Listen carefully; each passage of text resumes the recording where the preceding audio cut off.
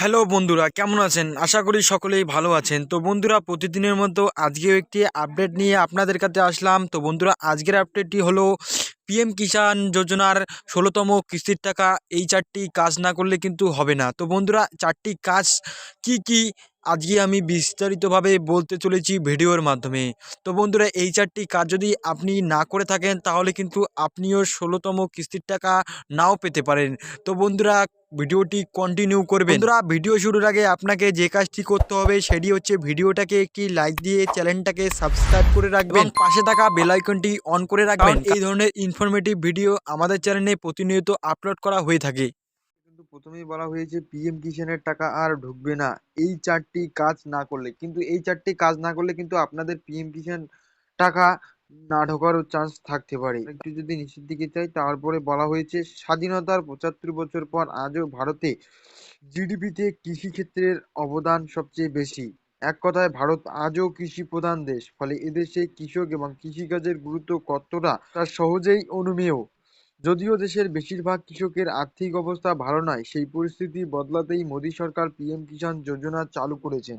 তাহলে কি কৃষকদের দরিদ্রতা দূর করার জন্যই কিন্তু পিএম কিষাণ যোজনাটি চালু করেছিলেন প্রধানমন্ত্রী। সেই প্রকল্পের টাকাই আবার পেতে চলেছেন দেশের 11.27 কোটি মানুষ। আমরা সকলেই জানি এই অর্থ সরাসরি কৃষকদের ব্যাংক অ্যাকাউন্টে ঢুকে যায়।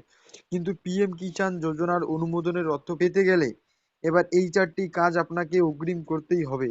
না হলে ১৬তম কিস্তির অর্থ আপনার ব্যাংক অ্যাকাউন্টে ঢুকবে না। এই কাজটি কি আপনারা দেখে নিন। তারপরেই বলা হয়েছে কালী পুজোর পর পিএম কিষাণ যোজনার ১৫তম কিস্তির অর্থ কৃষকদের ব্যাংক অ্যাকাউন্টে ঢুকেছে। এবার ১৬তম কিস্তি ২,০০০ টাকা করে পাওয়ার জন্য প্রতীক্ষা করেছেন সবাই। পিএম কিষাণ ১৬তম কিস্তির টাকা পেতে গেলে এই ৪টি কাজ আপনাকে অগ্রিম করতেই হবে। তাহলে যদি আপনি পিএম কিষাণ টাকা পেতে চান, তাহলে কিন্তু আপনাকে এই ৪টি কাজ অবশ্যই করতে হবে। তা না হলে কিন্তু আপনিও বাদ পড়ে যাবেন। ১ নাম্বারটা বলা হয়েছে ব্যাংক অ্যাকাউন্টে ইকেওয়াইসি প্রতিক্রিয়া সম্পূর্ণ করতে হবে। আপনার কিন্তু ইকেওয়াইসি অবশ্যই করতে হবে, তা না হলে কিন্তু আপনি পয়সা না পেতে পারেন। এরপর গুগল প্লে স্টোর থেকে পিএম কিষাণ যোজনা অ্যাপটি ডাউনলোড করতে হবে।